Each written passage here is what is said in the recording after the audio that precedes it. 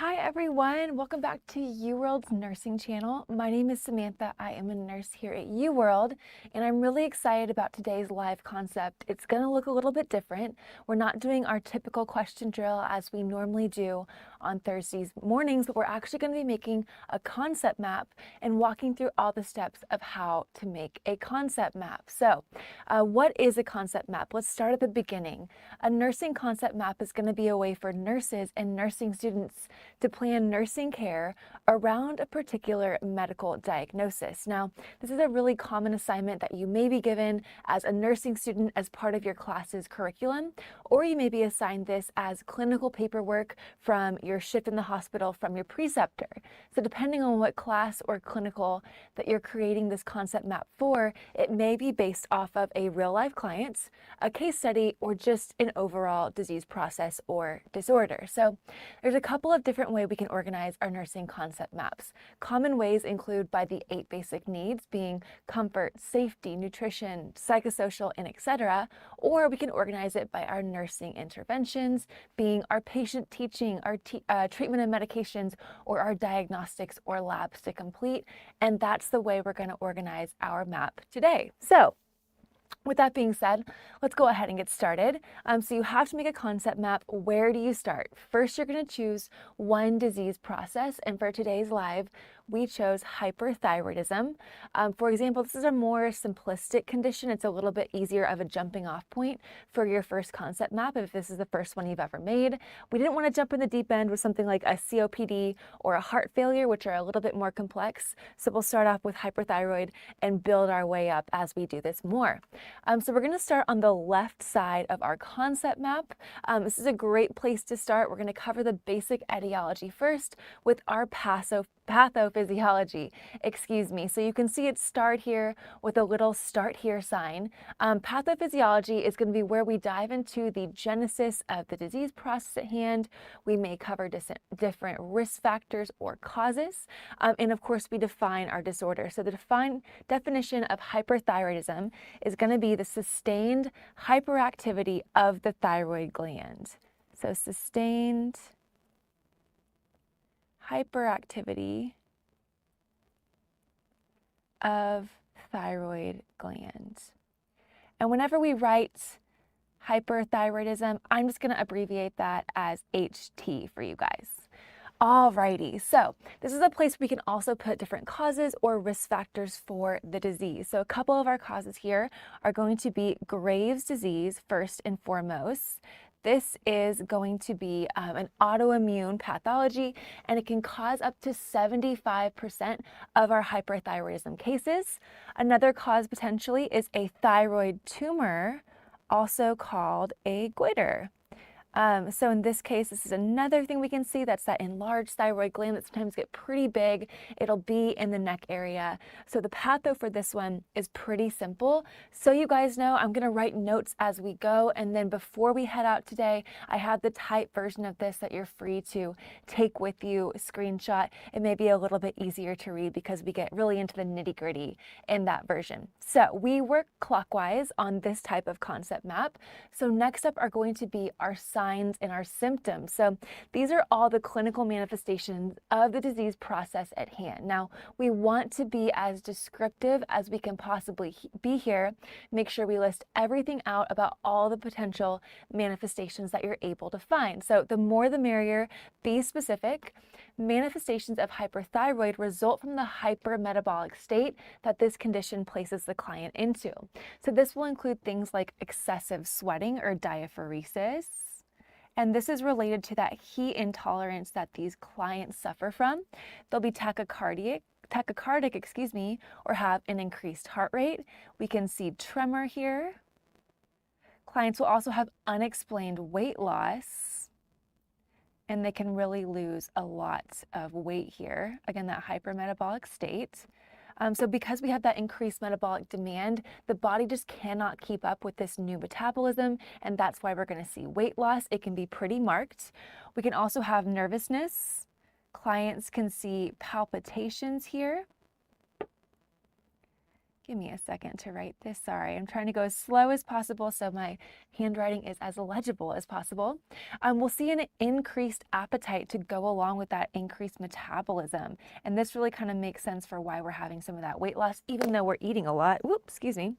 Then we're going to move on to irritability, nervousness, that kind of goes along together. These clients will experience anxiety. They can even see insomnia from this. A lot of clients will have thinning hair. It can be really kind of brittle too. And in our childbearing populations, we can see menstrual irregularities.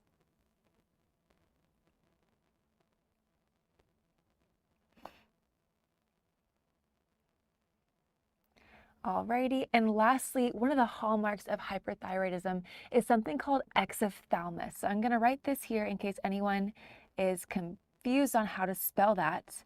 But this is going to be the bulging of the eyes from the eye sockets. So essentially the eye comes and extends a little bit further out, and this is from the accumulation of those fat and fluid deposits in the orbital and the ocular area. So this can be really uncomfortable. It's kind of that bulging eye look that you may have seen before.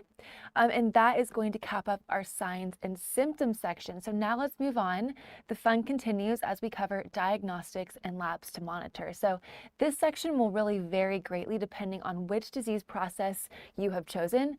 Diagnostics may be things like x-rays, MRIs, CT scans, especially for those diseases or disorders of musculoskeletal or neurological origin.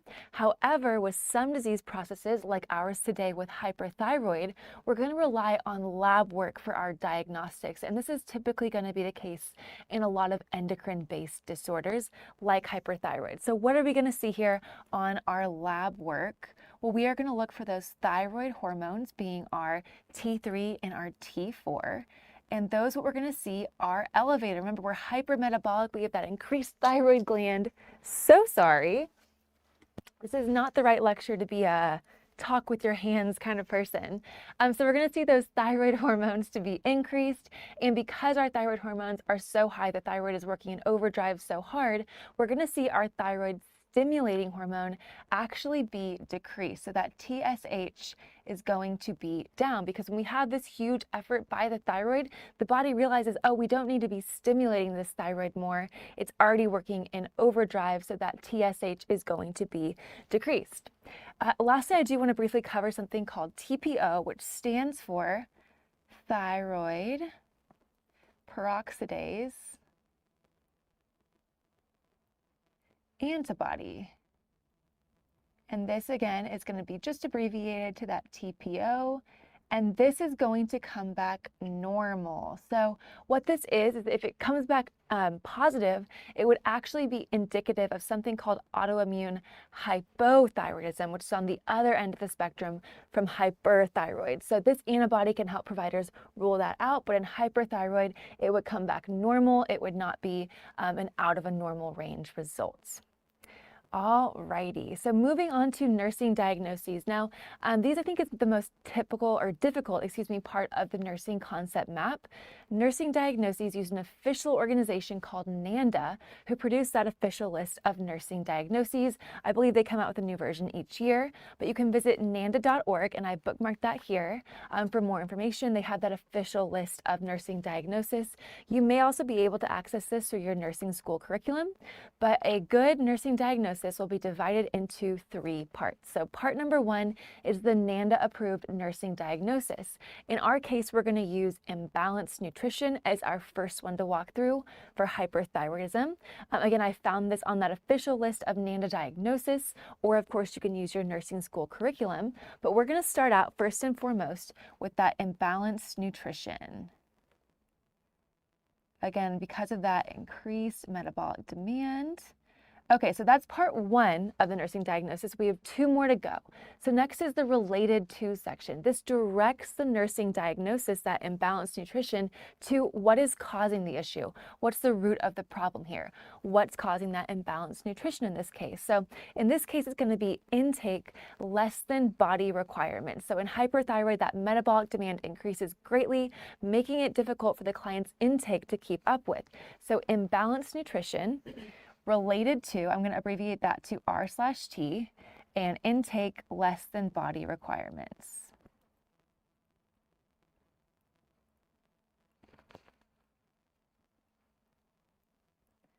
Alrighty, so that's part 1 and part 2. We can string those two together.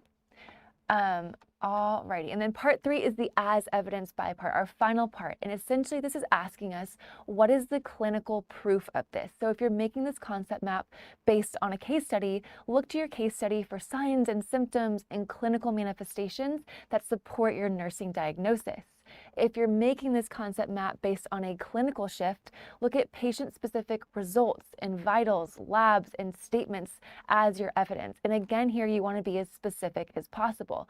So something like weight loss of 8 pounds would be perfect if that's what the clinical data supports. So really important here is that weight loss of 8 pounds is specific. It's going to be a stronger piece of evidence than just saying weight loss. Just as blood pressure of 88/54 is going to be a better and more specific example and evidence than just saying hypertension or low blood pressure. So in this case, we can string all 3 parts together. Imbalanced nutrition is part 1, related to intake less than body requirements, and the final part would be as evidenced by weight loss of 8 pounds.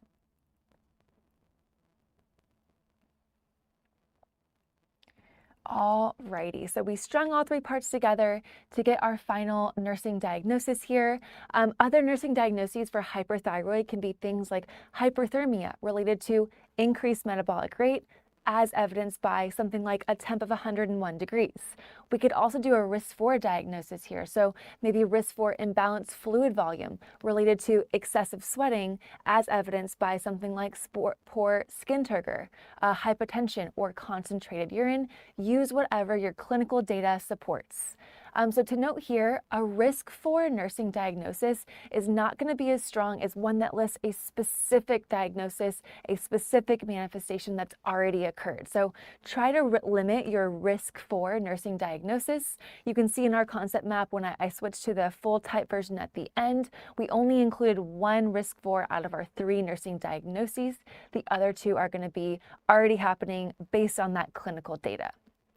All right, so nursing interventions. Here we're really getting into the nitty-gritty. This is the section where we list out our nursing interventions to help the client maintain comfort and homeostasis. So again, we want to be as specific as possible. And for hyperthyroidism, we can divide our nursing interventions to 2 main categories. The first is going to be increased client comfort.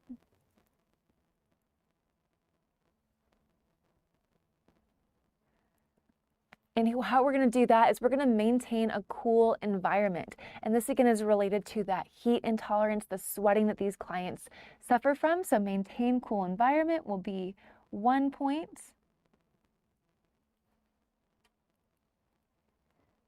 Alrighty.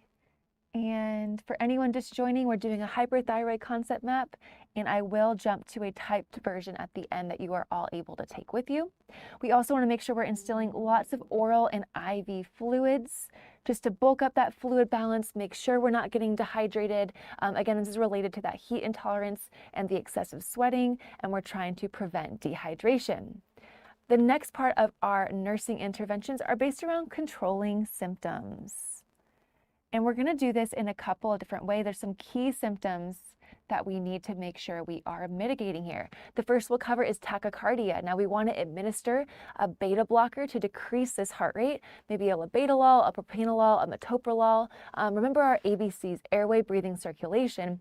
Tachycardia affects the C of those ABCs or the circulation. So we want to make sure we're addressing those problems first.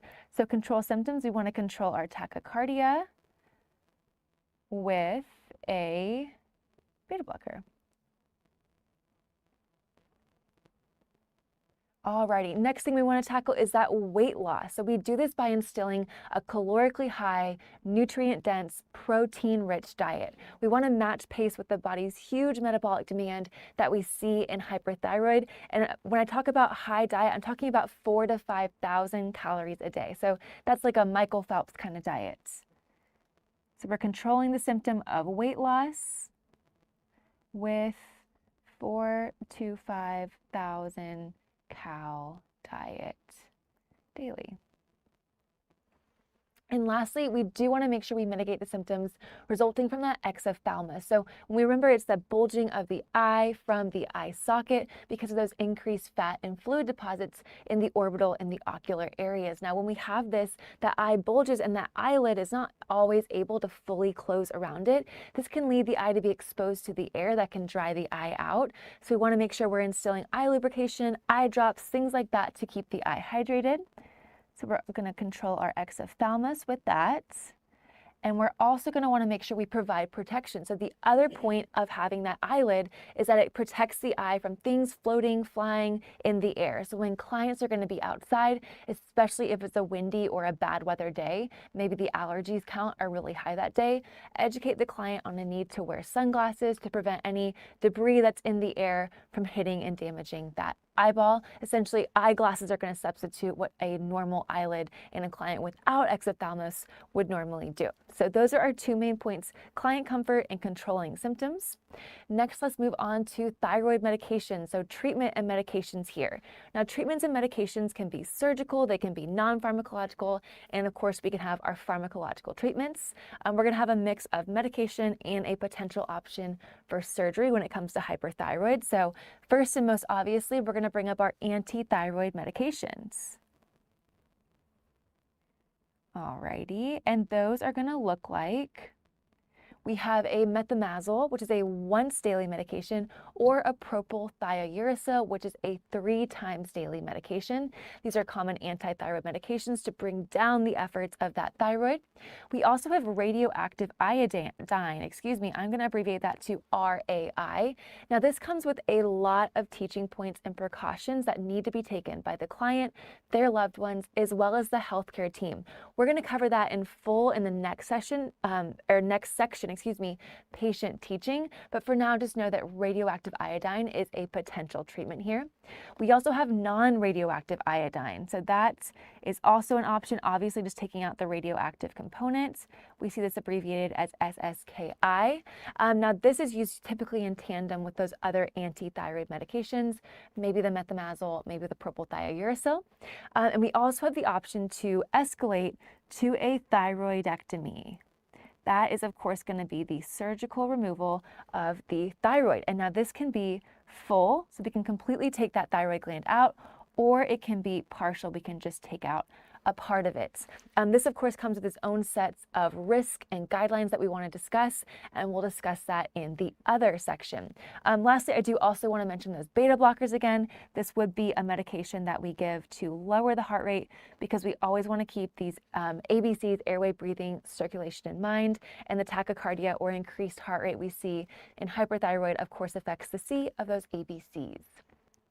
Alrighty, moving on to patient teaching.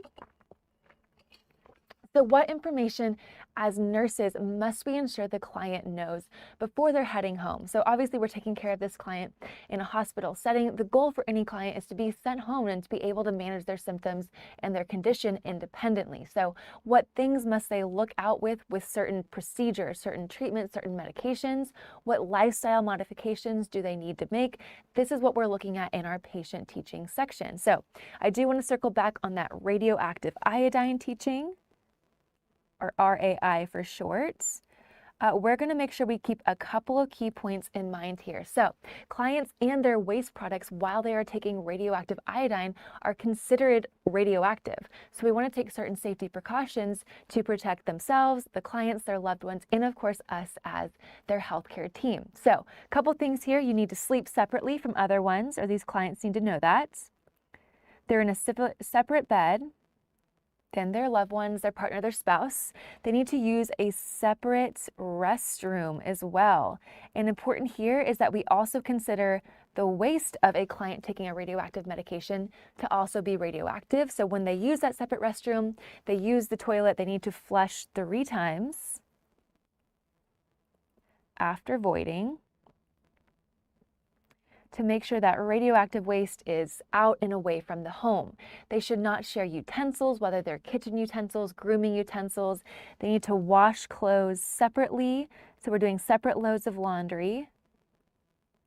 And we want to make sure if they are of the childbearing population, will avoid pregnancy for 4 to 6 months after the use of radioactive iodine. So avoid preg 4 to 6 months after use. Alrighty.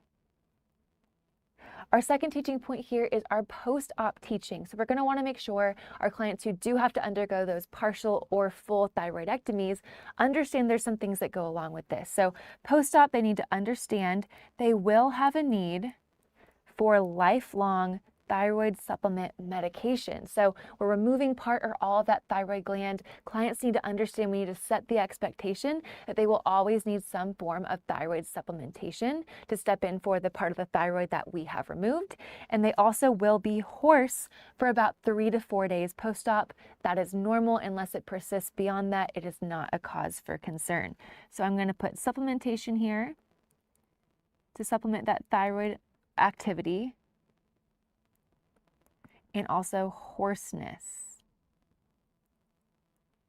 Alrighty, now moving on to our final section of our concept map, our other box. So depending on the disorder or the disease process at hand, there's going to be information that just doesn't quite fit into any of these boxes. And this would be a great use of the other box. I've seen it called a miscellaneous box, whatever you're comfortable with. But in the case of hyperthyroidism, we're going to use this box for postoperative complications to monitor for after that partial or that full thyroidectomy. So a couple of really important conditions and complications that can result from that surgery.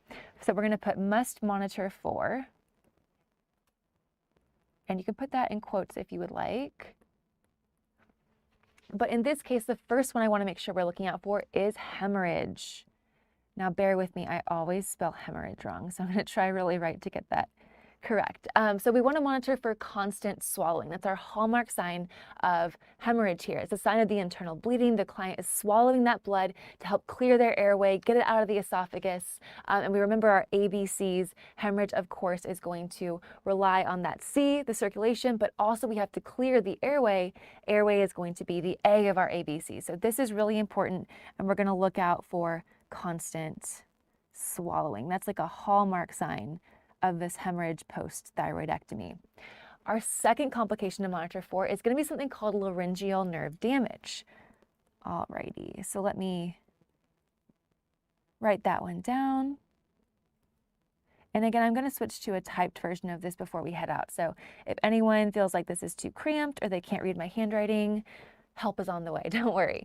So a key sign of this is going to be stridor, which is like a high-pitched whistling sound if you were to hear it. It's a sign that the airway is at risk for obstruction. So remember those ABCs, we're always first and foremost concerned about the A or the airway of the ABCs. Now this can be resulted also to potential tetany from hypocalcemia post-thyroidectomy. Now, we'll talk about that a little bit more when we cover some stuff about the parathyroid in just a second. But if this is the case, we would need to notify the healthcare provider immediately and have IV calcium gluconate available at the bedside if we would need to administer it. So big thing to look out for is going to be stridor, which is that high-pitched whistling. And here that means that we are at risk for airway obstruction. Alrighty, next we have thyroid storm. We are concerned about thyroid storm. Now another name for this, you may have heard this as acute thyrotoxicosis. So this can result from damage to the thyroid gland, and that damage to the thyroid gland can occur during a thyroidectomy itself. So when we go in to try and remove that thyroid, in the process, in the midst of it, we damage it. It can also happen from stress or trauma or infection in a client that has existing hyperthyroidism already. So what happens is excess thyroid hormone is released. We know in basic hyperthyroidism, we already have excess T3 and T4 being those thyroid hormones. This can put out even more in excess to that. And what this does is it puts the body into a hypermetabolic state. We can see marked hyperthermia, like up to 106 degrees Fahrenheit. These clients can be incredibly tachycardic. They can suffer from heart failure, shock, agitation, delirium, and there's even a potential for seizures and coma. So a couple of key ones here. I'm going to put that big increased temp, like up to 106. That's marked. That's real scary. That gets really dangerous for our brains, and the potential for seizures and coma. So our last complication to monitor for is damage to the parathyroid gland. Now, as we go in to remove that thyroid gland, whether it's partial or full, in the thyroidectomy, in the midst of that, we can damage our parathyroid glands. They kind of sit on top of the thyroid gland. They, I would say, dot the thyroid, if you will, but they're small little bumps at various places around our thyroid gland. And what it does in the parathyroid gland is to play a really big role in the body's calcium regulation mechanisms. And this is why we can see hypocalcemia as a sign of damage to that parathyroid gland. So this typically will manifest as numbness and tingling, excuse me. We already mentioned how it can lead to that laryngeal nerve damage. So hypocalcemia from damage to the parathyroid is another complication to monitor for, and signs of this are going to be that numbness and tingling, especially around the hands and mouth. And in this case, we would want to keep that calcium, IV calcium gluconate available at all times at the bedside. Alright, you guys, so this concludes our concept map. Our last step before we would submit this is going to be to check it over. Make sure you read it in full. You read over your entire concept map before you submit. A key point here too is some instructors are actually willing to look at your concept map before you submit it to let you know any areas of weakness, any things you need to work on. You can always ask if your personal instructor is willing to do this. The worst they can say is no. So thank you guys so much for joining. I so appreciate it. I'm going to go ahead and jump to our next slide, which is the typed up version of this. This remedies some of my handwriting. If you couldn't read that in the past, here is the full script of what I talked about. This fills in some more of the medication that I said, but maybe didn't write down. So screenshot this for your future reference. Again, it's yours for the taking. Please let us know if you enjoyed this. Again, I think this is going to be something that we post later, and it's a great thing to jump back in on. Maybe you're not making a concept map, but you will not get out of nursing school without making at least one. So bookmark this video, maybe use it for future reference, and of course screenshot this. We will be back again at 3 p.m. Central Standard Time today with Nurse Nkoli with our typical question drill. So if you didn't like this, we're moving on this afternoon, and let us know what topics you want to see us present on for these concept maps. Maybe you want to see something more cardio-based, more respiratory-based. I was thinking something OB too, because that's a little bit tricky, but let us know either in the chat or in the comments once we repost this video. So thank you so much, and I hope to see you guys this afternoon.